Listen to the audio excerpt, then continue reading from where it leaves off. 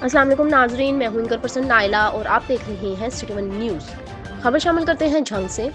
झंग में जगह जगह रक्षा स्टैंड अड्डों की भरमार। थाना सदर चौक में कब्जा, ग्रुप ने डेरे जमा रखे। फी रक्षा से 30-40 रुपए लेकर जगह टैक्स ले रहे हैं, जबकि जो आदमी अड्डा संभाल कर खड़े हैं, जबकि अड्डा इनके नाम रजिस्टर भी नहीं है और इनके पास कोई कागजात भी नहीं है और ये गरीब रक्षा ड्राइवरों का खून चूस रहे हैं।